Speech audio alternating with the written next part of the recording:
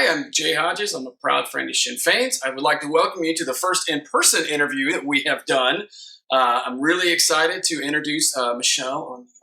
Welcome, Miss First Minister, who's here to talk to us and kind of walk us through some of what's been going on in the north of Ireland right now, kind of the status of the government, and kind of give us a little bit of a back lesson so we can kind of see what's coming in the future. Michelle, welcome. Thank you so much for joining. Thank you so much, and thank you to everybody who's watching on. Great to be back in person, isn't it? Oh, in a room with people talking. It's so much fun. It's so fabulous. Do not put me on mute. Do not tell me to come off mute. This is in person. Michelle, you're on mute again. This is actually, but it's so much fun because now we get to actually have these conversations, and I get to be in the room and interact with people as opposed to staring at my screen and it feels so good trying to do that stuff. Well, let's get into it because there's a lot going on, and I think that we kind of need to understand better what's happening. But let's back all the way up and start with kind of just the government structure itself in the north, kind of how it came to be, and kind of what the traditional roles are and those kinds of things. Yeah, I think that is important because we're not like any other government, any other legislator. We're actually quite special and unique because our Stormont, our parisher, what's called our government, was brought about because of peace accord, because of the Good Friday Agreement. So we've got these special and unique set of rules in which we work together. It means that parties have to work together. You have to share power together. There's a lot of inbuilt protections around the system of governance to ensure that rights are protected. Unfortunately, those things have been misused by others at different points, but it is fair to say that we've got a very different sort of system of governance compared to others. Now, we obviously go to the public, we ask for a mandate.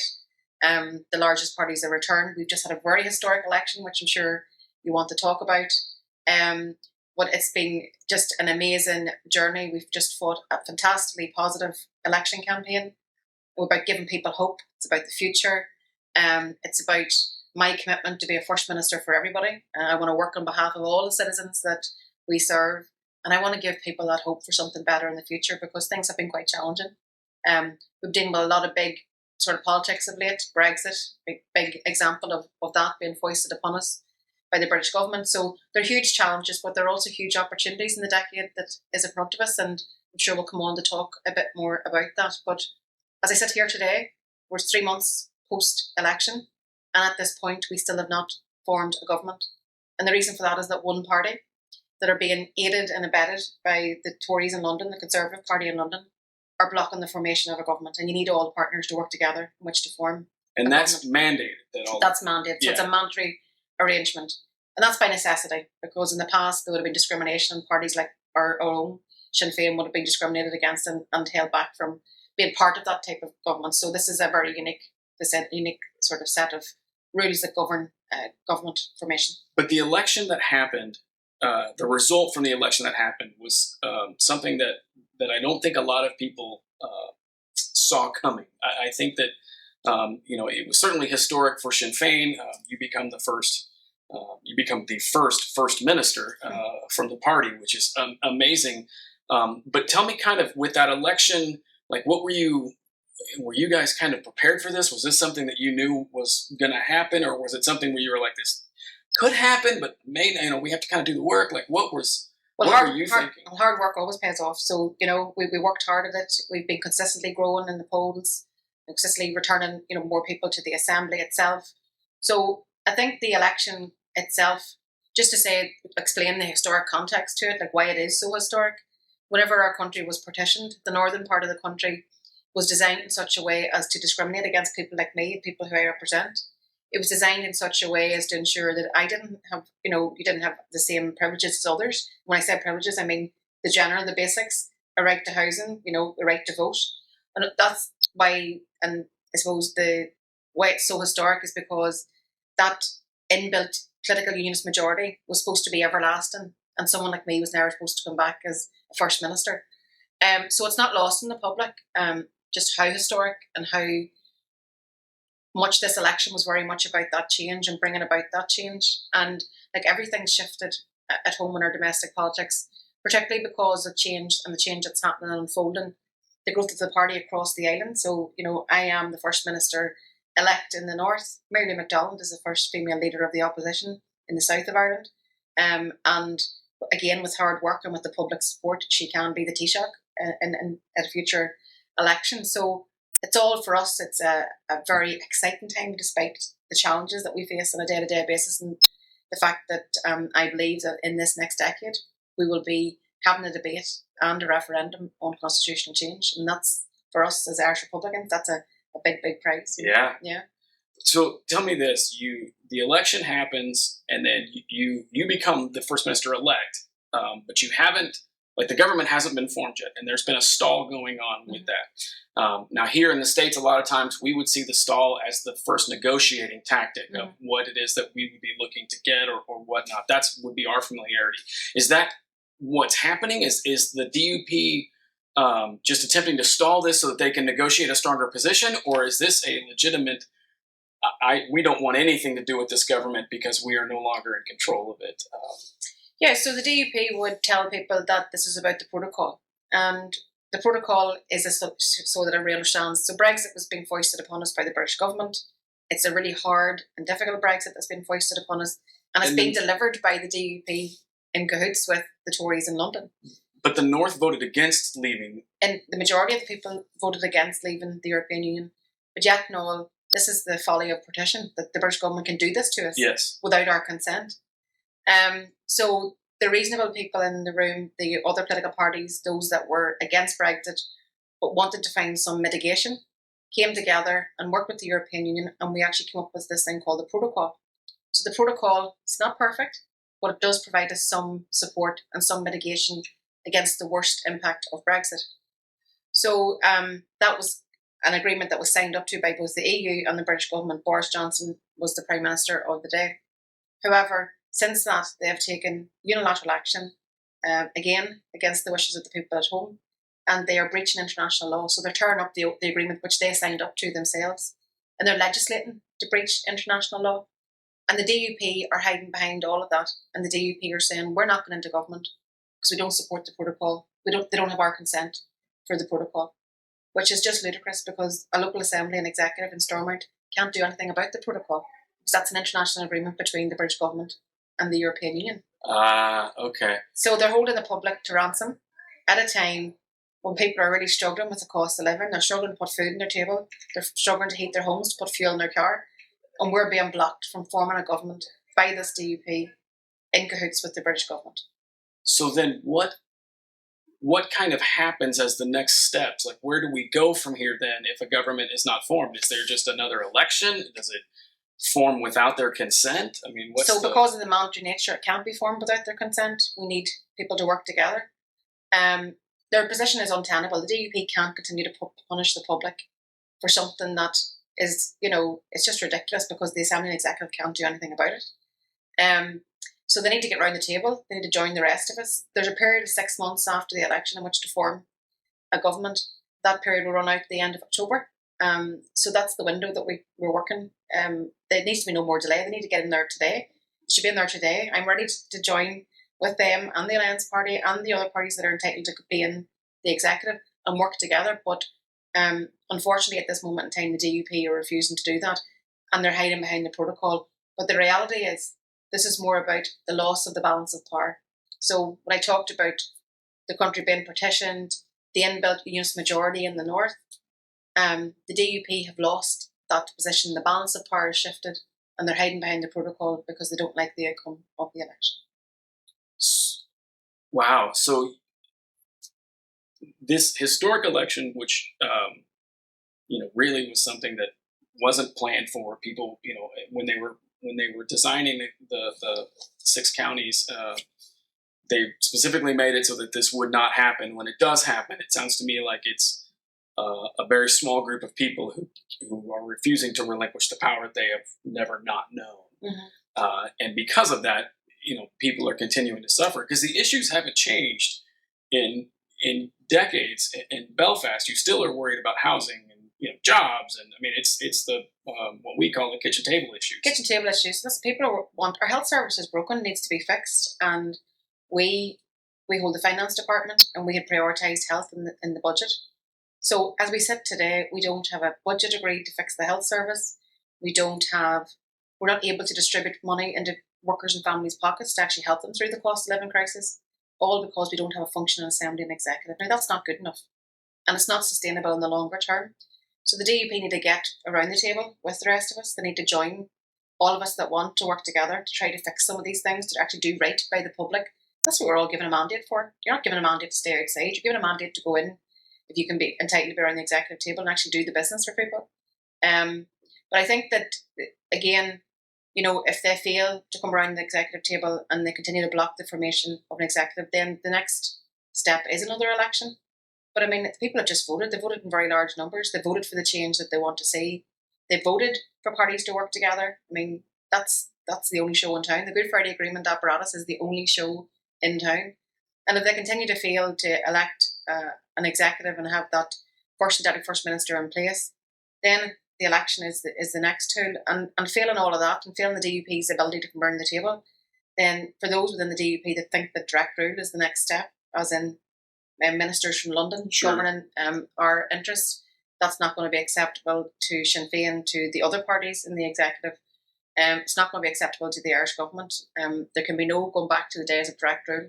We can only keep moving forward here. And I very much would be looking towards the Irish government in that instance, in terms of trying to or to bring about joint authority if that was the case. But my priority is to try to get an executive up and running. Now, I know Scotland has just filed for their independent vote. What does that? How do you view that? Like, is that something where you're cautiously keeping an eye on it to see kind of how it plays out? I'm curious as to kind of, they've gone down this road before, but I'm wondering if things haven't changed enough that they do simply do get the vote to happen. And is that a catalyst then for a vote in Ireland for unification? Yeah, I think so. When we all watch each other, who's going to go first? Is it going to be Scotland? Is it going to be ourselves? So obviously they're going to move to their second referendum, and you can see that the Conservative Party in London are fighting back with them on it. But I wish them the very best. I hope that they do get their second referendum next year, and I hope that it is successful on this occasion. We all watch with interest because I think what we're all observing is the breakup of the union, if you want to call it that. And I think that Scotland are reaching for their independence. We want our independence. I think that if you look at Wales, the growth of Plaid Cymru there as well, you can see there is this independence movement that's just getting stronger and stronger. People want to be able to take decisions that impact the people that they serve without fear of interference. Sure. And, Brexit's a great example of how the British government are not serving the interests of the people at home for us. But even for Scotland, I mean, again, they've been dragged out of the European project without their consent as well. And so all those things are big factors and big catalysts in terms of people deciding where the best place in the future. Is it an independent Scotland, or in our case, in terms of an independent Ireland? So the big thing that we have in our favour that Scotland don't have, and I know that they would love to have this, is that we've secured a commitment from the European Union that if we have a successful unity referendum, the North will be automatically back into the EU with the rest of Ireland. So the big question for a lot of people, particularly those who've got a British identity, will be, where do they see themselves in the future? Do they want to be part of an inward-looking Brexit Britain or an outward-looking inclusive Ireland within Europe? And they may vote for that not because they're going to change, they're going to be less British, or because they want to be a Republican or a nationalist. Sure. It's because they value the European citizenship. And I think that's a big, big factor.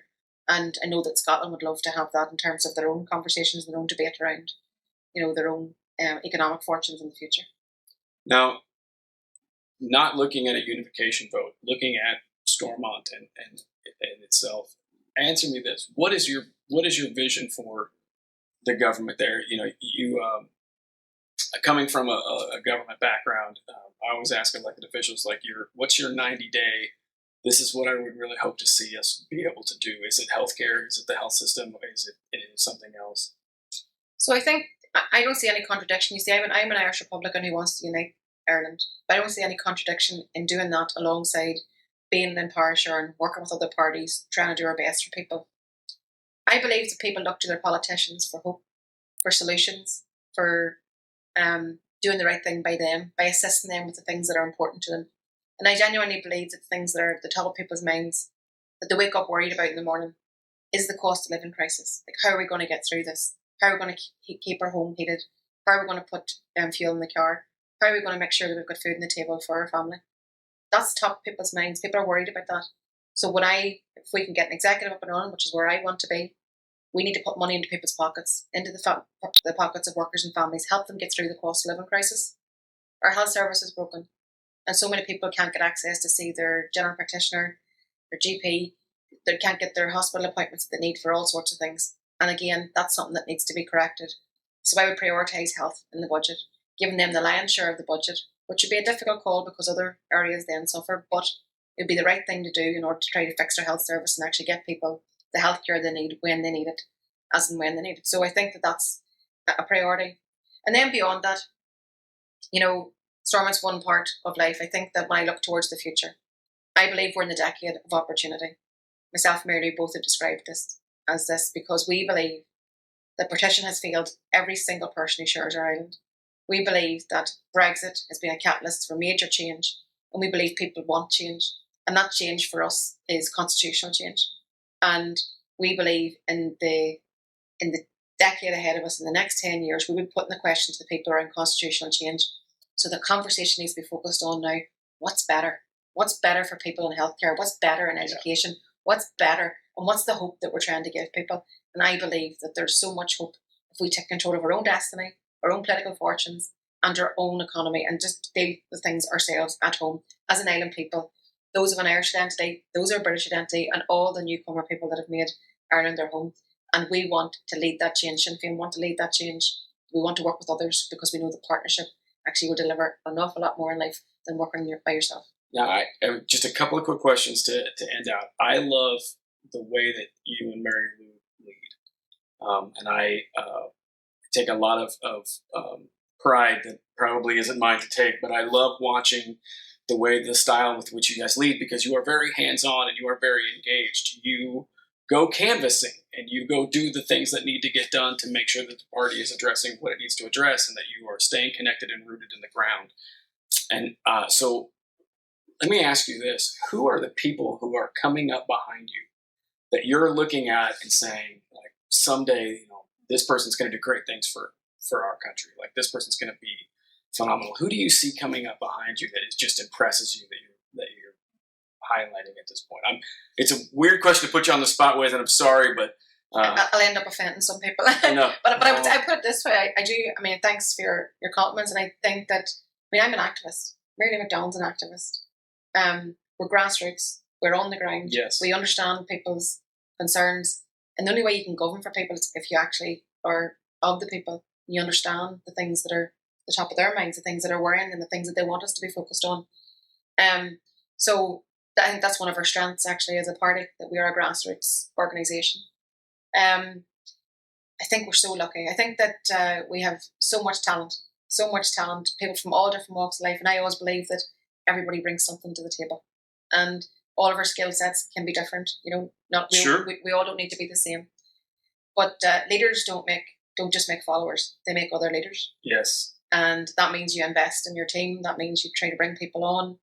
That means the ongoing development. And I'm very confident, very, very confident, as is Mary Lou, that we have a cohort of leadership, middle leadership, people that are coming behind us that will carry this through to we unite the country and we actually have a better system that'll actually serve all the people much, much better than what they have at this moment in time. It's when you say community activist, it's funny. When I was in when I was in Dublin recently, I had dinner with Sheila, and she actually uses that exact word. And it was something that really resonated with me in my head because it's such a fundamentally different shift than what we typically think of as politicians, but also as just leadership and those kinds of things. And to say, like, no, my job is my community, and to make my community better.